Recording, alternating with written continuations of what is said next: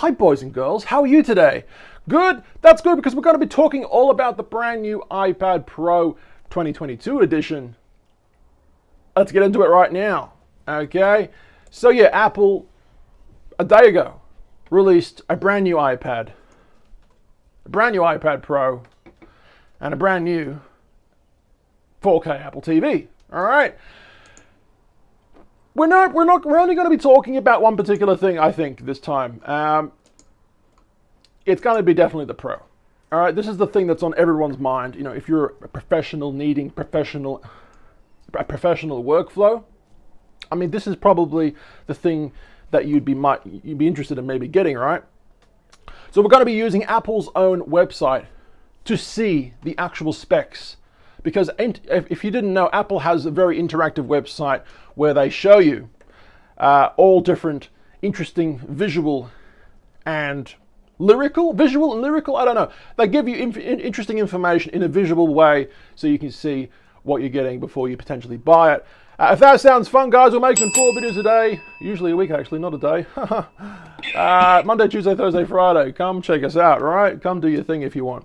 So anyway, starting from the start, iPad Pro, supercharged by M2. So obviously the last iPad Pro, was it last year? Had the M1, and when that came out, I think it was over a year ago now. When that came out, everyone was kind of shocked that an M1 chip could be put into an iPad situation, right? Well, they've updated it, and thank you, because why not, right? iPhone 14 non-pros, they're the same goddamn chip as the previous generation. Just saying. Anyway, astonishing performance, incredibly advanced displays, super fast wireless connectivity, next level Apple Pencil capabilities, powerful new features in iPad OS 16, unlimited iPad experience. Scrolling down a bit more. It's a gorgeous looking thing, but basically it looks the exact same as last year's. There were some rumors that we were going to get wireless charging. Unfortunately, that's just not the case. Anyway, I will be making more videos about this. But anyway, today we're mostly checking out the website, right? M2 chip, next generation performance. Speed is good, but do we have the apps to support this speed? Once again, I will probably, no, the answer is no, but once again, I'll probably make a video about this very, very soon, right? Scrolling down. M2 chip. The M2 chip is the next generation of Apple Silicon with an 8-core CPU that delivers up to 15% faster performance and a 10-core GPU that provides up to 35% faster graphics performance, which is not bad. That's not bad at all, right? With a 40% faster neural engine to accelerate machine learning tasks and 50% more memory bandwidth, M2 brings astonishing performance with new capabilities to the iPad Pro. So you can create photorealistic 3D designs, build intricate AR models, and play games with console quality graphics at high frame rates. Faster than ever, apparently, all while enjoying all-day battery life. So that's the schematic. That's what the schematic of this new chip is going to look like. Cool. Now, for some reason, every time I refresh the page, these little icons right here don't seem to load properly. I've refreshed and reloaded the page now, I don't know, like 5 times, maybe 6 actually. It's not loading properly, but we can still see what's going on. 8 core, I think. 8 GPU, is that what it is? CPU? Anyway, 16 something. Don't blame me, I'm just the messenger, right? Let's have a look at this one. A complete movie studio in your hands. Now look, if you're a professional videographer, photographer, I mean, this is going to be your thing, right? A complete movie studio in your hands. Well, the high performance media engine on M2 accelerates ProRes encode and decode, right? You can convert video projects to ProRes up to 3 times faster, which is obviously an awesome thing. 3 times faster than ever before. And with the image signal processor in the M2 and advanced cameras on the iPad Pro, You can now capture ProRes video, 5 studio quality microphones, and 4 speaker audio, where are we? With support for Dolby Atmos. Let you record and deliver theater quality sound. So that's pretty cool, right? The thing is though, the cameras on this new iPad Pro are basically the same as the previous version. But with the new chips, the new M2 chips, faster this, faster that, new, well, with this new faster speed, right?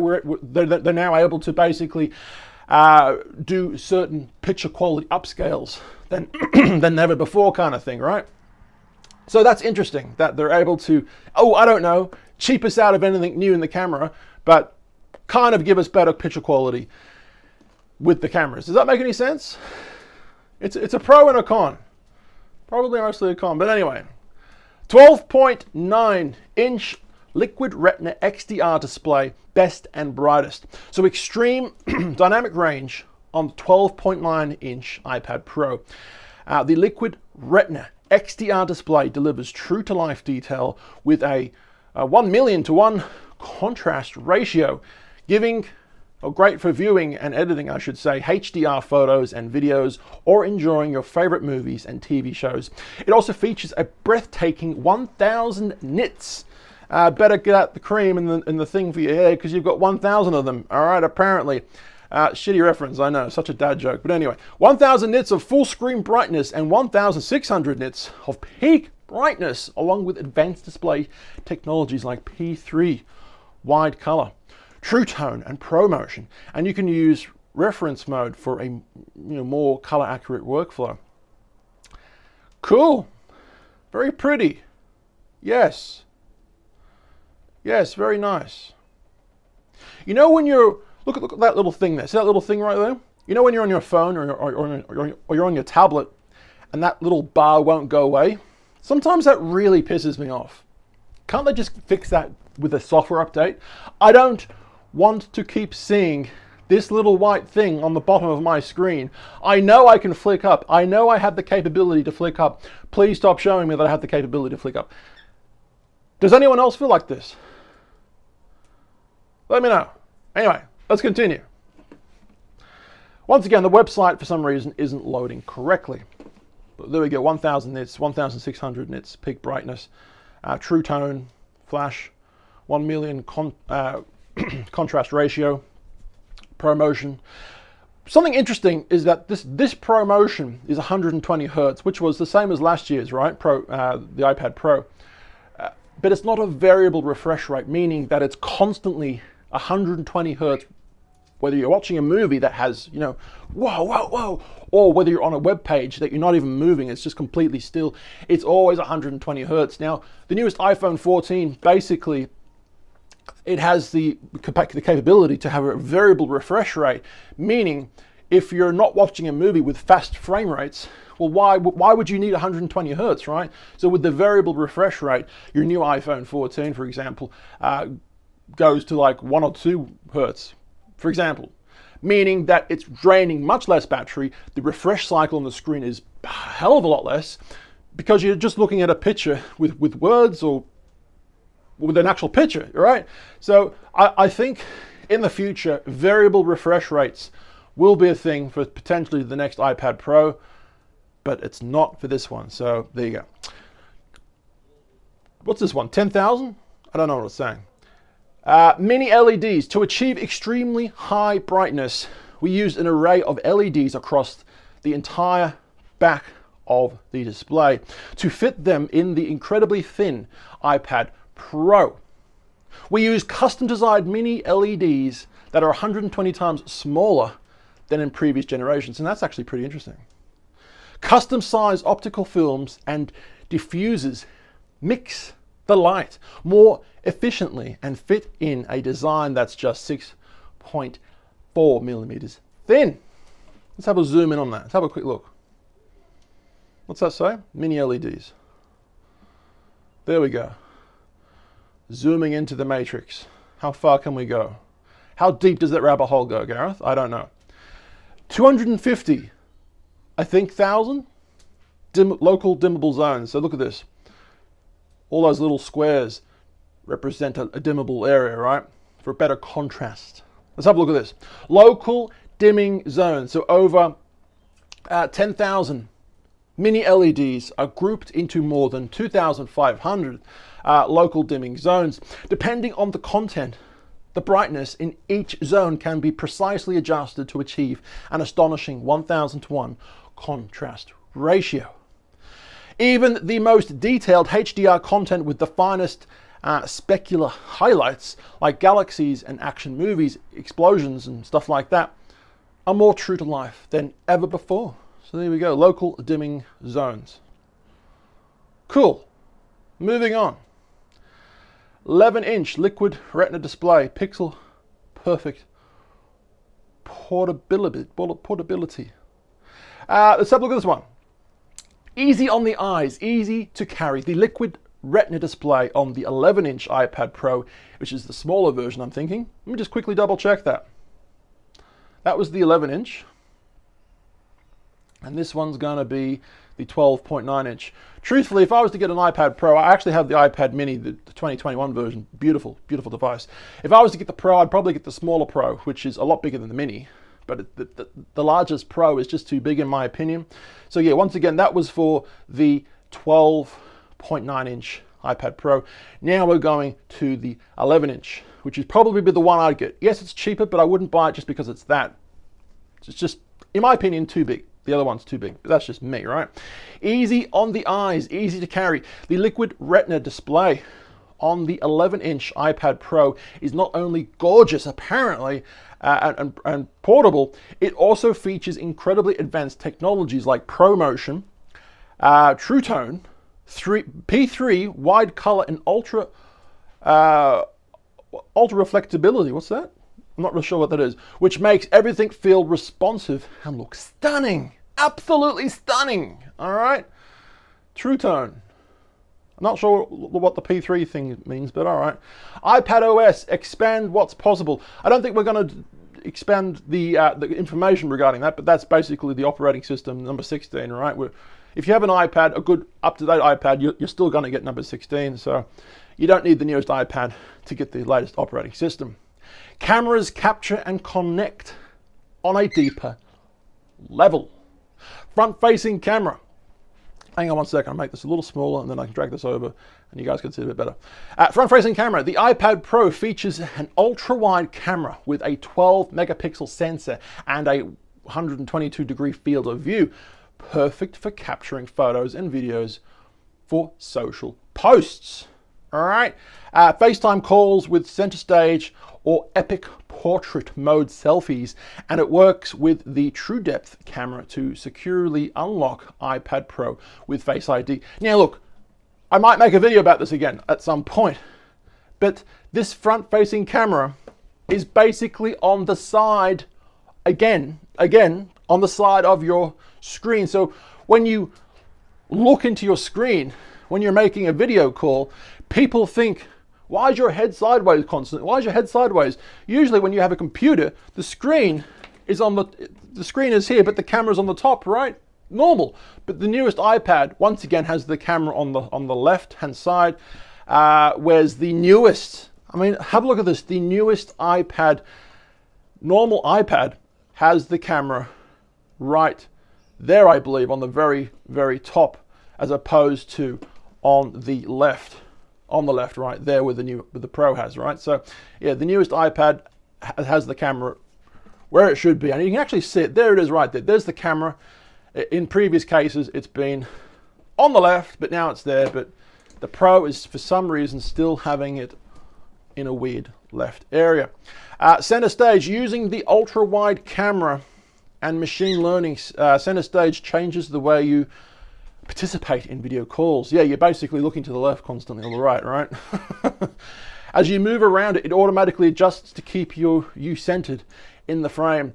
When others join in or leave the chat, the call, the view expands or zooms in, which I might add, that's actually a pretty good feature. I'm not too sure if anyone else is actually doing that at the moment, but that is actually a great software feature. But once again, instead of the camera being there, the camera's like over there or something. All right, Plus, remove that white bar. We don't need that white bar anymore, okay? Apple, change your software, please. This is what the cameras look like on the back. Pro cameras. Okay. Advanced wide and ultra wide cameras help you capture the perfect photo or video. And now with support for ProRes video capture, iPad Pro, excuse me, is a complete mobile video studio. Now the more powerful ISP in the M2 chip also supports Smart HDR4, so photos shot on the iPad look even more true to life. Truthfully, who's going out there with their massive, 12.9-inch iPad and taking photos? You look like the biggest idiot, all right? Gosh damn, I'm just saying. I'm glad that the cameras are decent. Like they could have updated them this year, but they didn't. I know.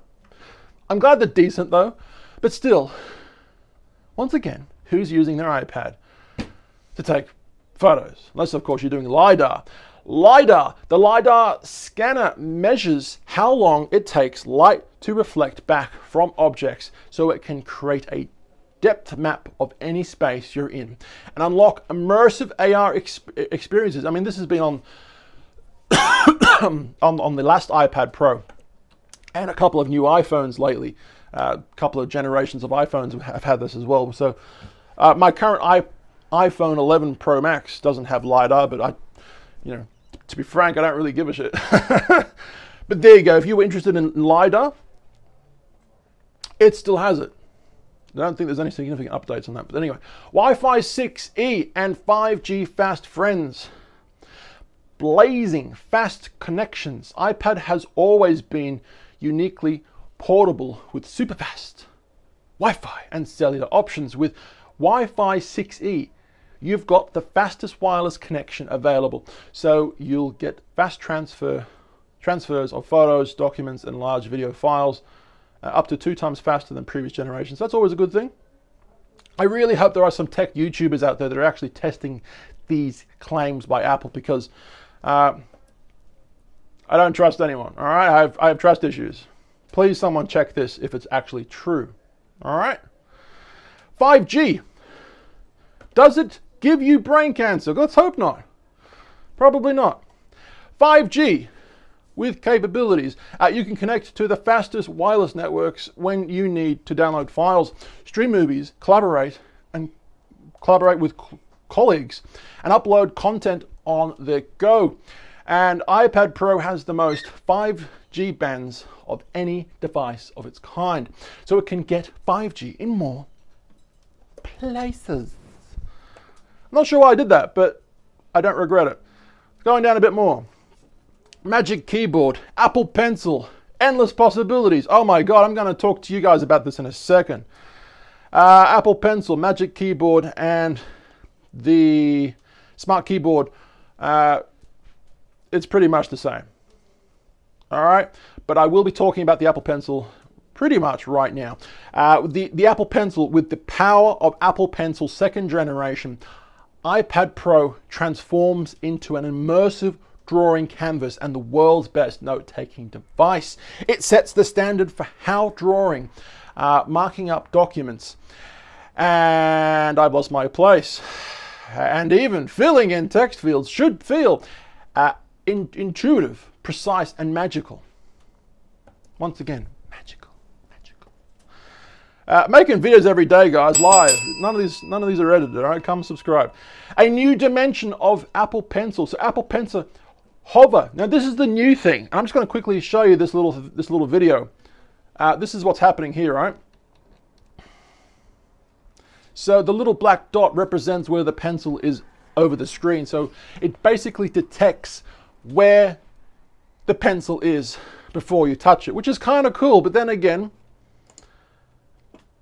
I think some Samsung tablets have been doing this now for a generation or two. See how it hovers over? You can make it smaller or bigger. Cool. Anyway, a new dimension of Apple Pencil. Hover shows you exactly where your Apple Pencil will touch down on the display, so you can write, sketch, and illustrate with even greater precision. Watch apps and widgets which watch apps and widgets expand on the home screen as you move over them. Preview your mark before you make it, which is kind of cool. See how your watercolors mix before you paint. Apple Pencil Hover makes everything you do with Apple Pencil even more effortless, except for this one massive thing. Let me quickly show you this right now. This is what the Apple Pencil looks like, and that's the hover feature, right? Which is, you know, kind of cool, kind of cool. The new iPad, well, let's start from the start. The Apple Pencil 2.0 has a lightning connector. And if you don't know what I'm talking about, God, I'm going to blow your mind right now. This is a lightning connector to charge the Apple Pencil 2.0. But the newest iPads Pros have USB-C connectivity. So basically you need a dongle connected to the wire in order to charge the pencil, because they just don't fit. All right. It's like trying to fit a triangle into a square. It's probably, well, depending on how big the triangle is, of course, but it's not going to work, right? All right, it's just not going to work. So terrible, terrible, terrible situation. Why, Apple? Why? Why? God, no, why, Apple? Why? It's one of those situations, right? When Apple Pencil hovers over the display, electromagnetic signals emitted from the tip are detected by the screen up to 12 millimeters away. M2 instantly interprets those signals and determines the position of the Apple Pencil in 3 dimensions. Cool. Give us USB-C, or even better, Apple. Here's a great thing, right? Make an Apple Pencil with no Lightning, no USB-C, no battery. Make it completely battery-free, charge-free. Wow, that would be incredible. All right, potentially have a little magnet on the tip of the pencil so the screen can feel it and detect it. I don't know. All right, I'm not an engineer, but you know that would be the ideal situation. All right, Magic Keyboard. If you guys want to read that, please do. But it's basically the same as previous generations, I'm pretty sure. Let's go down a bit more. Amazing apps for every workflow. Yeah, there's probably about 1 million plus apps for the newest iPads, or for any iPad or iPhone. I mean, yeah, there's millions. Let's face it, there are millions of apps these days. LumaFusion. I have LumaFusion. Great video editing software for my iPhone or iPad. Absolutely, I've owned LumaFusion, which is quite expensive to buy, I might add. I can't remember what it is, but upwards of $35, I think, dollars. But it's a one-time purchase, as opposed to, I don't know, Adobe, which you have to pay monthly. Insidious! It's a virus! In the terms of it drains you financially, in that terms, right? No, thank you. Now, I will be doing a augmented reality to view the new iPad Pro right here in the studio. Probably the next video. I have done this many times before with the newest iPhones, the newest Apple Watches, where I basically have my phone attached to my A10 Mini Extreme ISO, and I basically show you guys the thing live in the studio. So that's going to be tomorrow's video. I hope you guys liked this video. If you did, you know what to do. Give us a like and subscribe on both these channels if you wish. Those social medias at Tallboy Gareth. I've been Tall.